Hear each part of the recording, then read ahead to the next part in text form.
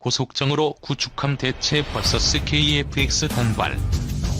KF-X는 간단하게 우리가 유럽, 일본, 인도처럼 엔진까지 개발하는 프로젝트가 아니기 때문에 일단 난이도가 좀 내려간 개발 사업입니다. 엔진 먼저 보자면 단발로는 F16의 F100 엔진 사용 가능한데 그 엔진 가지고는 워낙 명품인 F16 이상의 성능, 그거보다 싼 가격이 안 나옵니다. 델타 카나드로 만들면 낫겠지만 그건 애초에 무리고요. 그럼 KF-X 대신에 F18을 사자거나 FA50을 개량해서 추가 생산하자는 게 논리적인 주장이죠. 쌍발로 만든 거 자체가 F16보다는 나은 플랫폼이 있어야 향후 업그레이드 여지가 많아서 그런 건데 굳이 단발을 개발하자는 이유를 모르겠네요. 그럴 거면 직도입 또는 FA50 개량이 예산 아끼는 길이지 굳이 몇 조 원 낭비하면서 KF-X 필요 없습니다. 아마 직도입 원하는 사람도 많고 그 외 이유도 분명히 있을 것입니다. 그러나 전략적 관점에서 쌍발 KF-X는 현재 서방에서 추진 중인 차기 전투기 프로젝트 중 가장 빠르게 실전기체가 나오는 프로젝트입니다. 프랑스, 독일의 FCAS나 영국의 템페스트, 일본의 F3, 추가로 터키의 TFX, 인도의 앵커 등 언제 만들어질지 모르는 신기루 같은 계획인 반면 우리는 2023년 실기가 나오죠. 미국의 협력으로 개발 중이고 F-35 시장을 침범하지 않기 때문에 충분히 경쟁력 있습니다. 이라는 KF-X 현재 안을 그냥 진행하되 예산이 신나게 들어가는 부문을 일단 직도입하는 방법이 있고요. 흑표전차, 파워트레인 라이센싱에서도 찾아볼 수 있는 안이고 성능에 문제 없었고 국산화만 좀 늦춰집니다. 이 안은 F-35를 그냥 더 사는 것입니다. 8조 원이면 50대 더 살 수 있겠네요. 3안은 인도네시아를 잘 설득해서 돈을 내도록 하는 것입니다. 세 가지 안 중 하나로 가는 게 맞을 듯 싶네요.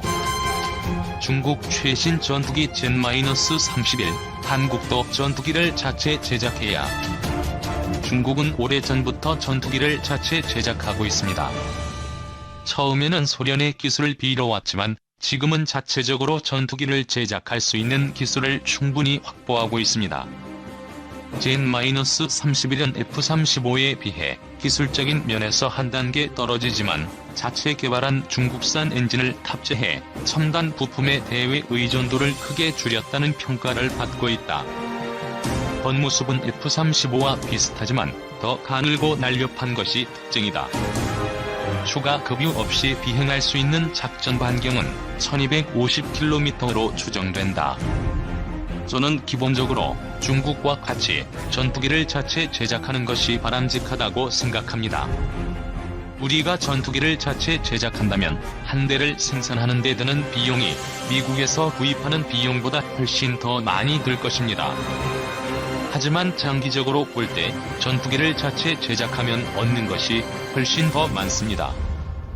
중국만 보더라도 스스로 자국의 최신 전투기가 한국이 미국에서 수입하는 최신 전투기보다 앞선다고 주장하고 있습니다.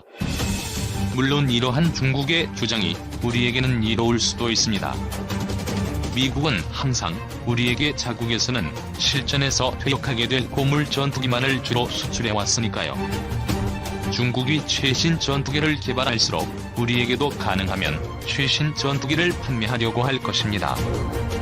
우리가 미국에게서 최신 전투기를 구입할 수 있게 된 것은 좋은데 우리는 국방비를 그저 제품 구입에만 소모하는 것은 상당히 낭비적입니다. 차라리 돈이 더 들더라도 전투기를 자체 개발하면 우리에게 부족한 기술력을 향상시킬 수 있는 여력이 있을 것입니다. 저의 이러한 주장에 대해서는 실전에서 전투기를 몰고 있는 파일럿이 반대하게 될 수도 있습니다. 아직 검증되지 않은 한국산 전투기로 어떻게 전투에 임할 수 있느냐는 것이겠지요. 하지만 우리가 언젠가는 기술적인 도약을 하기 위해서는 반드시 항공기를 자체 개발할 수 있어야 합니다. 항공기는 미래의 전략 산업입니다.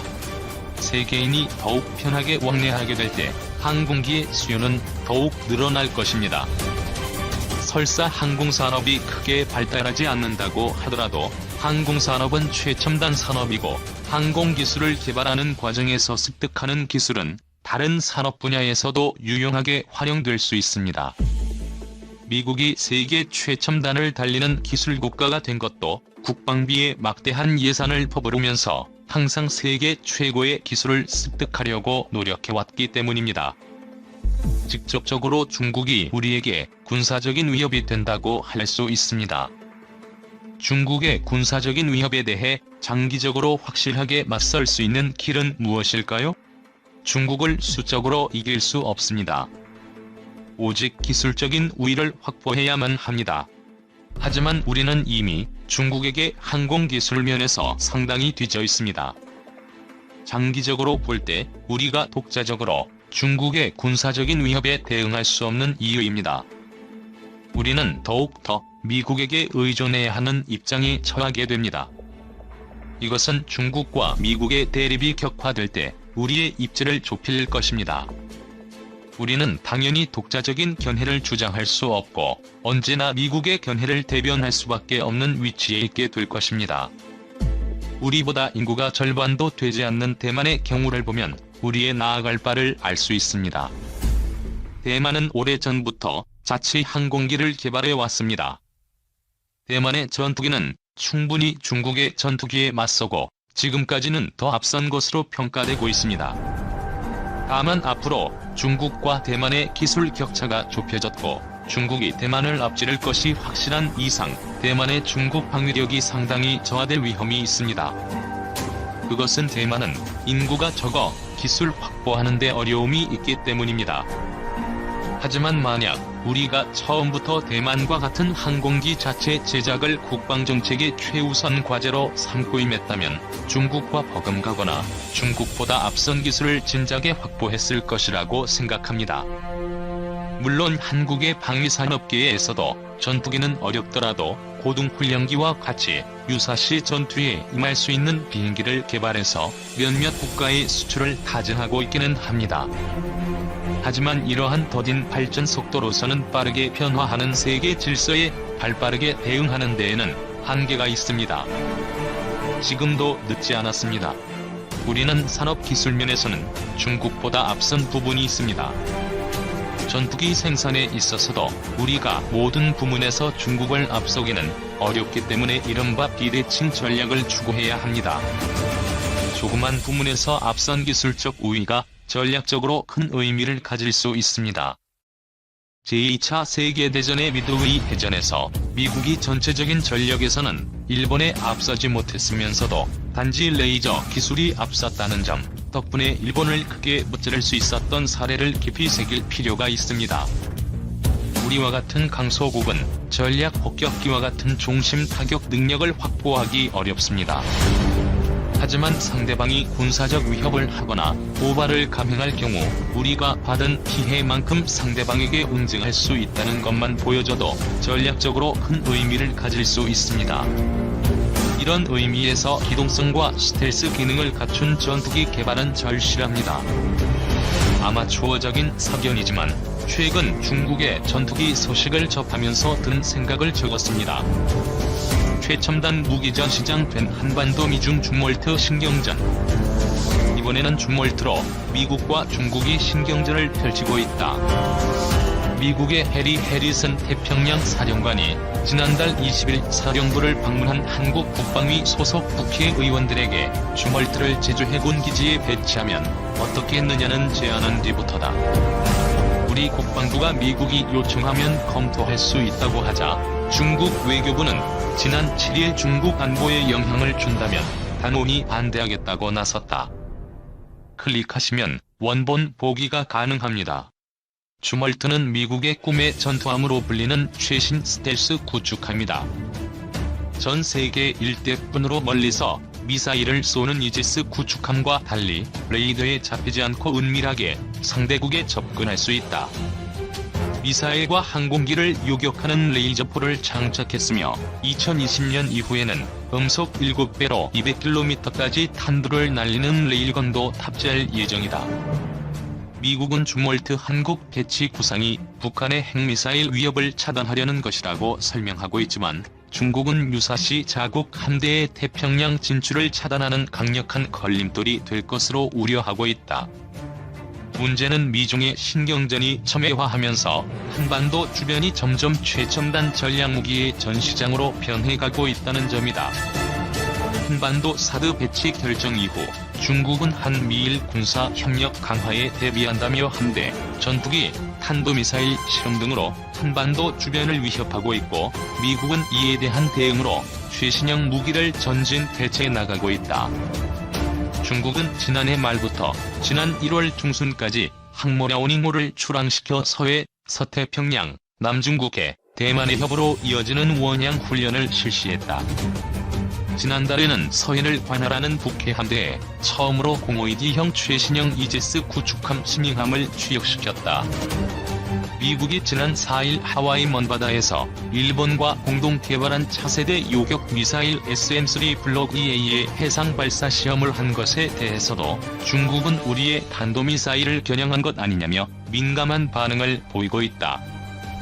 바다의 사드로도 불리는 이 미사일은 몇 차례 요격 실험을 더 거친 뒤 2021년 총 8척으로 확대될 일본 이지스함에 탑재될 전망이다. 관영 환구15는 8일 사설을 통해 사드와 SM-3 블록 EA는 미국의 동북아 미사일 방어 체계 구축의 핵심이라면서 중국은 미국의 MD보다 우월한 전략핵 역량을 갖추는 수밖에 없다고 주장했다.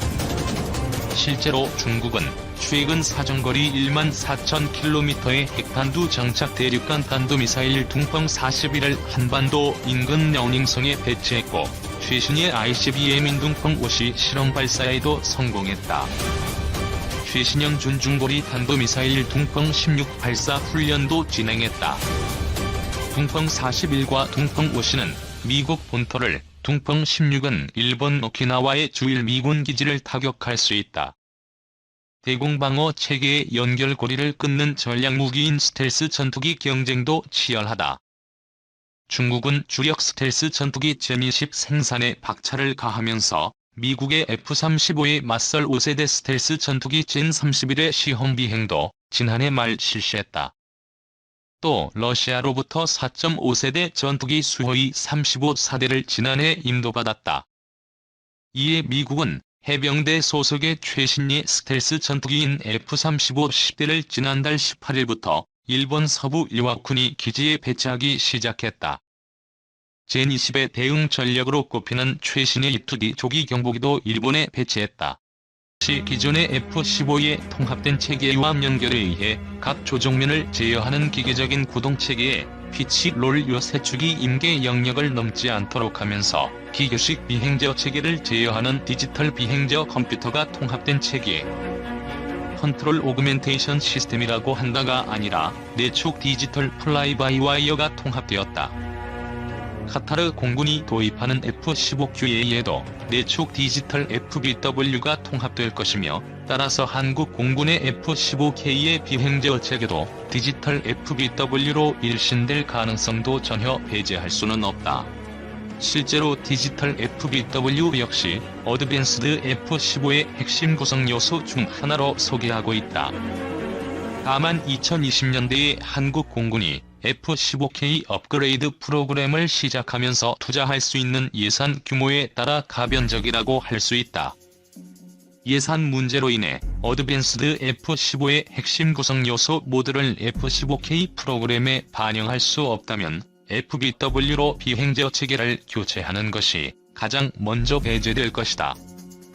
AN/ARQ-239 두주와 AN/AAR-57CMWS F-15SG는 후방의 ICS 안테나 하우징이 두 줄을 통합한 F-15SA의 그것과 흡사하기 때문에 F-15SG의 통합 전자전장비가 두 줄 또는 그와 연관이 있는 체계가 아닐까 하는 추측이 심지어 싱가포르 내부에도 있었다. 이 때문에 추후 한국 공군의 F-15K 업그레이드에 포함될 가능성이 높은 두주와 F-15SG의 연관성 여부를 중점적으로 취재한 바 있다. 부주와는 관계없고 우리들도 F-15SG의 어떤 전자전 장비가 어떻게 통합되었는지 모르겠다라고 답변하였다. F-15에 독자적으로 전자전 장비를 통합한 이스라엘 IAI와 엘빗 시스템즈가 싱가포르의 F-15SG 전자전 장비 통합에 관여했을 가능성이 높다. F-15SG의 일부 임무 장비 통합은 보잉과 다른 채널을 통해 이루어진 것 같다. 다만 F-15SG는 앨리스라 SPS-2110 통합 전자전 시스템에 SPS-3000ECM이 통합된 F-15I와 ICS 하우징 형상이 다르며 심지어는 F-15I에는 없는 하우징도 후방에 추가로 존재한다. 이로 미루어 볼 때 F-15I에는 ARQ135의 안테나 중 소형 안테나인 3밴드 안테나만 통합되어 있고 다른 대역은 SPS-3000이 담당하는 것과 달리 F-15SG에는 ARQ135 계열 ICS의 1밴드 또는 1월 5일 밴드 안테나가 후방에 통합되고 여기에 추가로 메인 ECM 시스템으로 이스라엘제가 통합되었을 가능성도 있다. 장차 F-15K의 ITWS를 대체할 것으로 전망되는 AN/ARQ239, 두주는 F-35의 AN/ASQ239 바라쿠다 통합 전자전체계를 바탕으로 개발된 시스템으로서 ASQ239의 발전형이라고 할 수 있다. 다만 두주가 바라쿠다 시스템의 발전형이라는 말은 F-35의 바라쿠다 시스템보다 더욱 성능이 우수한 시스템이라는 이야기가 아니다. 성능이 아닌 운용 개념 측면에서 더욱 향상되었다는 이야기이다. 예를 들어 F-35에는 360도 전방위 적외선 영상정보 제공과 함께 MAWS 기능을 함께 하는 AN/AAQ37, EODAS가 AN/ASQ239 시스템과 별도로 F-35에 통합되어 있다. 반면 두주는 전자전 시스템과 MAWS인 AN/AAR57, CMWS를 하나의 코어에 통합하여 운용함으로써 단순한 통합 전자전 체계가 아니라 포괄적인 통합 자체 방어 체계로 운용된다. F-15의 전자전 장비의 발전사를 짚어보면 F-15의 주주는 RWR과 별개로 ICS의 RF 수신기도 필요로 하는 체계였으며 그 발전형인 F-15K의 ITWS는 아날로그 RWR이 RWR로서의 기능뿐만 아니라 ITWS의 코어가 이를 기반으로 ICS까지 함께 운용할 수 있는 통합 전자전 체계로 설계되었다. 두주에서는 이와 같이 RWR로서의 기능과 ICS를 지원하는 기능까지 함께 담당하는 체계가 기존의 시스템과 다른 디지털 RWR이며 이를 새롭게 통합된 MAWS와 함께 코어가 운용할 수 있도록 설계되었다.